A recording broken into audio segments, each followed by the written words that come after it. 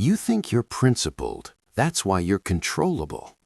In 2026, morality becomes a leash. Those who keep it starve while predators decide your fate. You were taught to look at the world through a cracked lens, not broken, just cracked just enough to distort reality while still feeling true. That distortion is intentional. It keeps you compliant, predictable, and late to every shift in power. You believe success is earned through merit. You believe restraint is maturity. You believe being a good man protects you. These beliefs are not virtues, they are instructions, and in 2026, they are liabilities. Power does not reward virtue, it exploits it. The first mistake is assuming the world is organized around fairness or competence. It isn't. It's organized around leverage, around who can apply pressure without being seen, who can move others while remaining untouched. Morality is not the operating system of power. It is the interface shown to those who are not meant to control it. You were given rules. Others were given options. Look carefully at who wins. Not who is praised, not who is admired, who actually accumulates territory, social, financial, psychological. You'll notice a pattern. The winners are not the most ethical, nor the most loyal, nor the most patient. They are the most adaptive. They discard beliefs the moment those beliefs become expensive. Your lens tells you consistency is integrity. Reality tells you consistency is exposure. In every hierarchy, there are two groups, those who internalize rules and those who understand why the rules exist. One group behaves, the other governs. You were trained to behave. This is not a conspiracy. It's older than language. Tribes didn't survive because everyone was noble. They survived because someone was ruthless enough to make decisions without consensus. Civilization didn't progress because of kindness. It progressed because dominance stabilized chaos, temporarily. The modern lie is that dominance has disappeared. It hasn't. It has gone quiet. It wears policies, platforms, narratives. It no longer takes your land by force. It takes your time, your attention, your future decisions, and it thanks you for cooperating. Your lens tells you that aggression is primitive, but aggression is simply clarity with teeth. Predators don't hate prey. They don't moralize. They identify weakness and move. The moral judgment comes later, from those cleaning up the remains. Ask yourself this: who benefits from you believing power is shameful? Every system needs fuel. In human systems, that fuel is compliant men. Men who hesitate, who overthink, who wait for permission. Men who believe being chosen is better than choosing. The system does not fear rebellious men. It fears sovereign ones.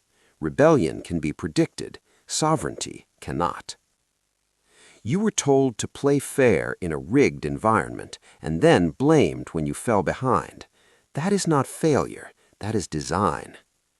This chapter is not about becoming cruel. It's about removing blindness. Cruelty is emotional. Power is surgical.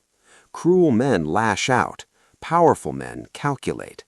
They understand that the lens determines the outcome long before the action begins. If you keep the old lens, every strategy you learn will fail. You'll apply advanced tactics to a false map and wonder why you're lost. That's why the lens must be shattered first. In 2026, the gap widens between those who see systems and those who still argue ethics inside them, between men who adapt quietly and men who cling loudly to principles that no longer protect them. This is the last year innocence looks like virtue. Control is not enforced with chains anymore. That's inefficient. Chains create resistance. Modern control is internal, silent, self-policing. You don't need to be watched when you've been trained to watch yourself. The core mechanism is guilt. Not guilt for doing wrong, guilt for wanting more, for wanting faster, for wanting dominance. You were taught that ambition must be justified, softened, diluted with excuses, that wanting power without apology is dangerous, immature, immoral. This is the first incision. Guilt slows men down. Slowness makes men manageable. Every system that depends on stability engineers delay. Wait your turn. Trust the process. Be patient. These phrases are not advice, they're tranquilizers. While you wait, someone else consolidates. While you process, someone else decides. The second mechanism is moral debt. You are told that because you have advantages, you owe restraint. Because others struggle, you must shrink. Because history was unjust, you must compensate by hesitating, by conceding, by carrying burdens you did not choose. Moral debt ensures that even when you have leverage, you hesitate to use it. Power unused is power transferred. Notice how often you're encouraged to explain yourself, to justify actions, to disclose intent.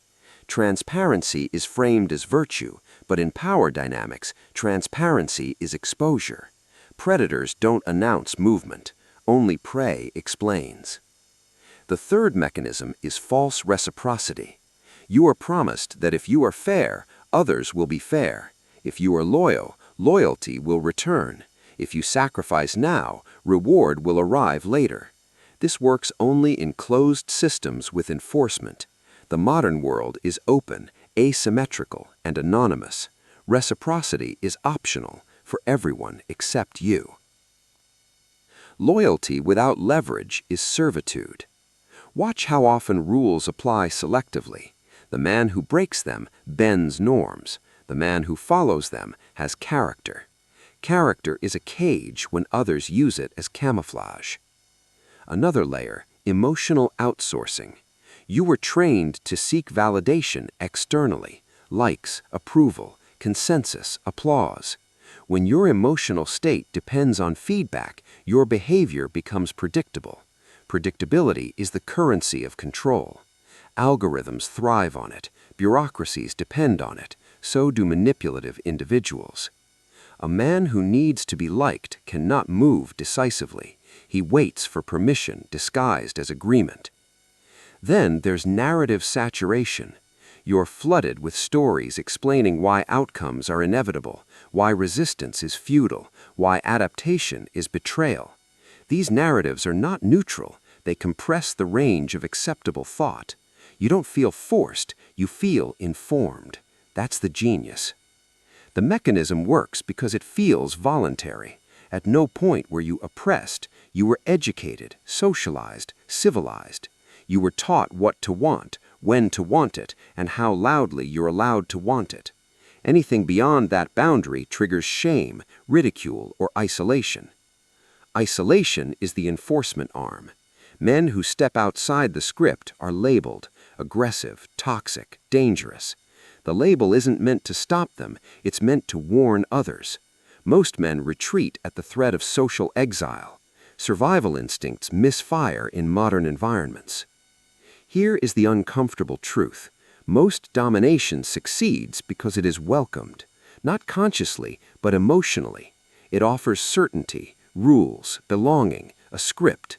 Many men prefer a managed life over an exposed one. Power exploits this preference. Understanding the mechanism does not make you immune, but it gives you options. You begin to see when guilt is injected, when delay is encouraged, when morality is weaponized. You stop reacting automatically. You pause, you assess. That pause is dangerous to the system. Because once you see the mechanism, you realize it doesn't care about you. It cares about continuity, about output, about predictability. You are a variable to be stabilized, not a sovereign to be respected. And once you see that, you stop asking how to be good. You start asking how to be effective. Every system sorts men into categories, not by intention, by outcome. What matters is not what you believe you are, but how you are used. Most men never ask that question. That's why they remain useful. The first archetype is the loyalist. He believes allegiance is strength. He commits early, defends loudly, and ties his identity to people, institutions, or ideas that will never protect him. Loyalty gives him purpose, but strips him of leverage. When conditions change, he cannot pivot without betraying himself. He becomes predictable, replaceable. Systems love loyalists. They don't need to be controlled. They self-enforce. They shame dissenters, attack defectors, and maintain order for free. When they're discarded, they're praised for their service. Praise is cheap. Power is not. The second archetype is the moral performer. He signals virtue as armor. He believes being visibly good will shield him from attack. He confuses approval with safety. This man is constantly managing perception, terrified of being misread. His energy is spent curating an image instead of building position. Moral performers are easy to neutralize. Accuse them, force them to explain, drag them into public justification. The more they defend their goodness, the weaker they look. Power never argues morality. It lets morality argue itself into paralysis. Then there is the hard worker. He believes effort equals progress. He sacrifices time, health, and optionality, assuming the system will notice. It does, and it assigns him more work. Effort without leverage is extraction. He becomes essential, but never powerful. The hard worker mistakes indispensability for security. In reality, it delays replacement while accelerating burnout. When he finally demands compensation, he's reminded of the mission. Missions don't pay dividends. Positions do. Next is the agreeable man. He avoids friction. He believes harmony is strategic. He says yes to maintain access, to avoid conflict, to stay included. Over time, his boundaries dissolve. People stop asking what he wants because he trained them not to care. Agreeable men are invisible until needed, then forgotten immediately after. They are buffers, shock absorbers, emotional laborers in systems that reward aggression disguised as confidence. Then comes the most dangerous archetype, the self-aware but inactive man. He sees the patterns, he senses the manipulation, he consumes content, nods along, feels momentarily superior, but he never moves. Awareness becomes a sedative. He mistakes recognition for transformation. The system tolerates him because he poses no threat. Insight without action is entertainment. These archetypes share one trait. They are reactive. They respond to incentives instead of creating them. They are shaped by environments they do not control. Their identities are stable, but stability in a predatory ecosystem is decay. Now observe the men who are not useful. They are not louder, not crueler, not reckless. They are hard to read. They delay commitment. They keep options open. They do not explain unnecessary choices. They do not moralize outcomes. They move quietly and change positions without apology. These men are not loved. They are respected or avoided. Both are forms of distance. Distance is power. Selection does not favor the righteous. It favors the adaptable. Every era eliminates men who confuse consistency with strength. The graveyard is full of men who stood by their principles while others stood on their territory.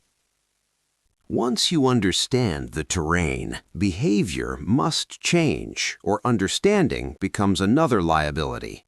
Insight without adjustment is exposure. This chapter is about recalibration, not rebellion, about moving differently, not loudly. The first shift is from reaction to positioning. Reactive men live in the moment. They respond to provocation, outrage, urgency. They're easy to steer because their behavior is time-bound. Strategic men think in sequences. They delay responses. They let situations ripen. Time becomes a weapon instead of a threat. Urgency is rarely neutral. It is usually manufactured by someone who benefits from your haste. Slow your visible reactions. Speed up your private decisions. The second shift is from expression to leverage. You were encouraged to express yourself, to speak, share, vent, clarify. Expression feels powerful, but it dissipates energy. Leverage concentrates it. Every word you release reduces ambiguity. Every explanation narrows options. Silence is not passivity, it is compression. You don't need to be understood by everyone. You need to be predictable to no one. When others cannot read you, they hesitate. Hesitation creates space. Space creates advantage. The third shift is from loyalty to alignment. Loyalty binds you to outcomes you cannot control. Alignment is conditional. It lasts as long as interests overlap. When they diverge, you move without apology or drama. This does not make you treacherous, it makes you solvent. Never attach your identity to any structure that can collapse without consulting you. Institutions, movements, even relationships, these are vehicles, not destinations. You ride them while they serve your trajectory. You dismount before they crash. The fourth shift is from morality to calibration. This is where most men panic. They hear abandon morals. That's not the instruction. The instruction is to stop using morality as your primary decision-making tool in competitive environments. Morality is internal. Strategy is external. You can hold private values while operating tactically. Surgeons do not debate ethics mid-operation. They stop the bleeding first. Survival precedes virtue, always has. The fifth shift is from visibility to optionality. Modern culture rewards exposure, profiles, branding, constant presence. This benefits platforms, not individuals. Exposure creates obligations, expectations, attack surfaces. Optionality is the opposite. Multiple paths, quiet preparation, redundancy, the ability to exit without loss. The most dangerous men are not those at the top of hierarchies, but those who can leave them at will. Begin building assets that are portable, skills, relationships, resources that do not depend on permission. The less permission you need, the harder you are to dominate. Another recalibration, emotional discipline. Not suppression, control. Emotions are signals, not commands. Anger can clarify, fear can sharpen, but when emotions drive behavior publicly, they become levers others can pull. Men who emote on command are programmable. You don't eliminate emotion, you privatize it. Finally, stop advertising transformation. Men who announce change invite resistance. Systems tolerate stagnation, but punish deviation. Move quietly. Let outcomes speak. Let confusion protect you. Evolution favors camouflage. This behavioral recalibration does not make you popular. It makes you harder to use. People will sense the shift before they can explain it. Access will change. Conversations will feel different. You will be offered fewer moral rewards and more strategic ones. That is the trade. You are not becoming cold, you are becoming precise, and precision is what allows survival in environments where selection is exhilarating. Every system that controls you does so through identity, not force, not threats, identity. Who you believe you are determines what you will tolerate, what you will defend, and what you will never touch, even when it would save you. That identity must die, not ceremonially, not publicly, quietly, like a body buried without a marker. The old identity was built for approval. It was shaped by rewards that no longer exist and punishments that no longer protect you. It told you who you were allowed to be, and more importantly, who you were forbidden to become. Good man, reliable, principled, respectable. These labels feel solid. They are not. They are behavioral cages reinforced by praise. The moment a situation requires deviation, the old identity activates internal resistance. You hesitate, you self-correct, you sabotage your own survival to remain consistent with an image that benefits others more than you.